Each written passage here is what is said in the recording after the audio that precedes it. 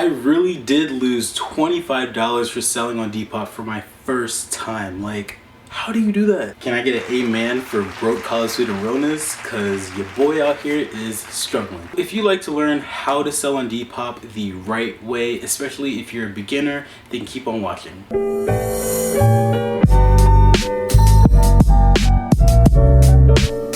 Hey, what's up everyone? I'm Eric Williams. Welcome to my channel. If this is your first time here, I do college content, thrifting content, and also a little bit of lifestyle. I have a few playlists on my channel that goes through each of these, so if you'd like to check them out, I'll be leaving them in the description below. Today I will be giving you guys some Depop selling tips and also a little bit of information of how to sell on Depop, especially if you're a beginner, or even how to sell on Depop fast, because yeah, it took me a while to start selling my items on Depop. I think I started back in January, and I think I sold my first item in May, I believe. And yeah, it was just a few strategies, of course, that I use. And today I'll be showing you guys step by step on how I sell an item on Depop. All right, so where to start? So you have the app Depop. You see a lot of cool things on there, a lot of cool listings of trendy clothes, or you're maybe following a few accounts that you like their feed or the way that it is. So yes, take those things into account for the things I will start to say later, so you can build up your whole Depop shop. Before you even start trying to sell your items or even putting them on your Depop feed or your Depop account, you want to make sure to create a PayPal. I've never used PayPal before. I mean, I've had a job, but since this is technically you being self-employed, in a way, it's not like direct deposit if you were working at a retail store or if you're working fast food. And yeah, this PayPal method is honestly the safest way. So you would need to create a PayPal first and connect your PayPal to your Depop account. In order to connect your PayPal to your Depop, you'd have to, of course, verify it with Depop with your email and also with any of your bank information that you'd like to connect, so that you can have that smooth transition into getting money from selling your items. So now that you have created your PayPal account and you have verified everything, it's all on your Depop, it is now time to start listing your items. Time to start taking pictures of your items, modeling it. You can model it yourself and take pictures, or you can even ask your friend to model the clothes for you so that you can maybe have a certain aesthetic that you want on your page. Or you may have a friend that's of another gender and you want to sell that item as well to make your shop very diverse. So that is what you first have to do after creating your PayPal account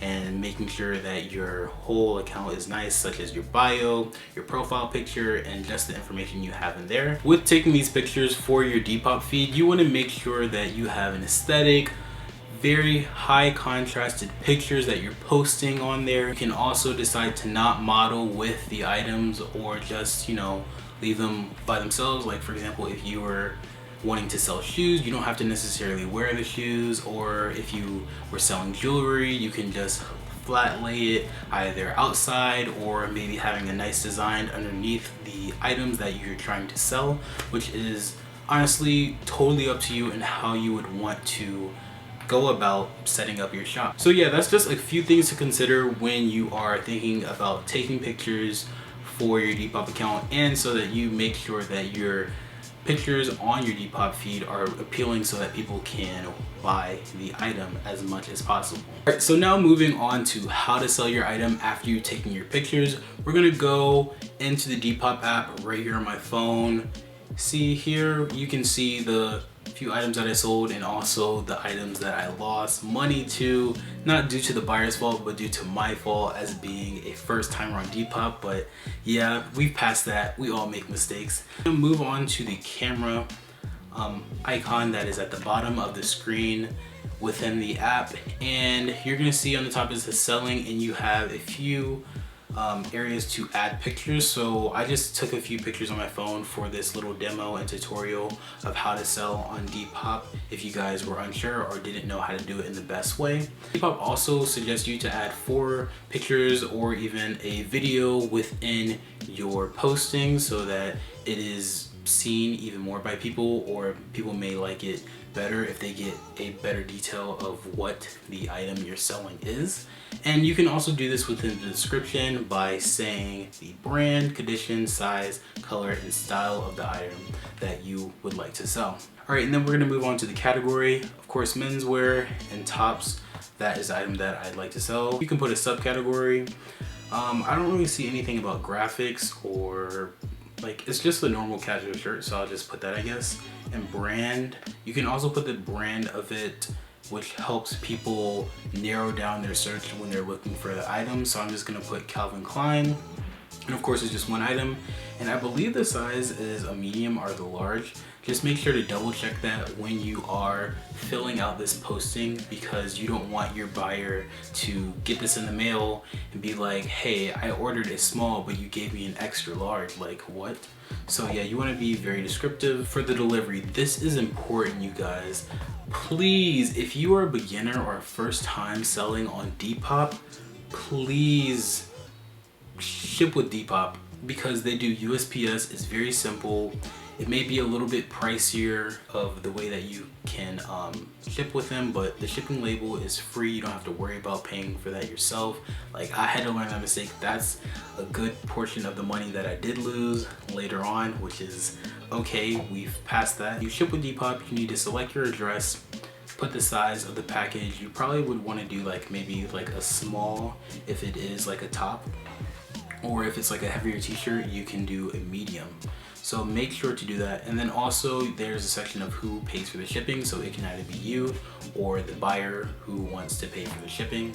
So just make sure to keep that in mind. After you have set your shipping and the way that you want your delivery to be handled, you can move on to the price of the item. I say be very strategic in how you price this, and always remember you can make edits or changes to your posting or listing. It just renews on your page to like the top. If you want to, like, for example, archive the item, well, you can't really archive on Depop. You can just change the prices or change the way that you do the settings, like the delivery or even the description. So just make sure you're very strategic in how you do this. And sometimes people like to do sales on their items so that people can find their items even more enticing to buy, because someone, for example, could make this shirt that I'm selling for $50 and it's like, yo, I'm not paying for that. But then later on they may make it for like $24 or like $20. I'm like, okay, I can maybe reason with that. So make sure to be as communicative with your buyers and with anyone who is trying to buy from your shop.